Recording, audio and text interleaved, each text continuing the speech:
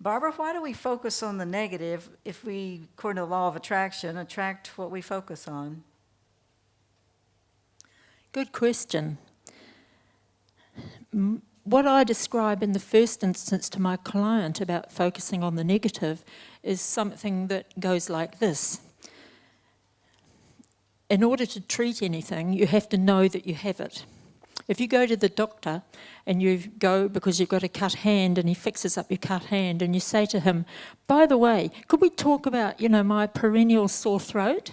He's going to say, well, first we'll take a swab. And you say to him, well, actually I haven't got it right now. And if it's not there, you can't treat it. So I think that that's really my short answer to that question. Can I add to that? You may. Is it, if we have a negative feeling or a negative emotion, I mean, the fact that we have it, is that negative or positive?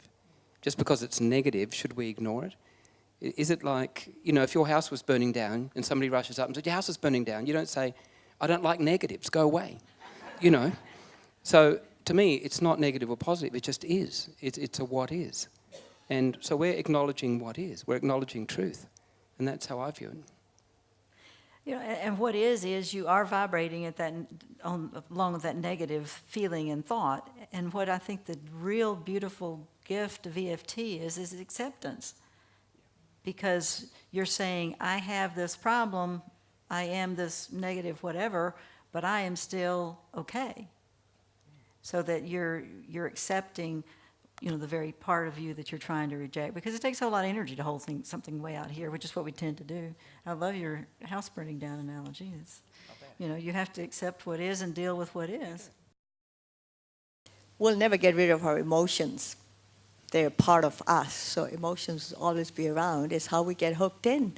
And EFT is a fantastic tool for helping us to unhook.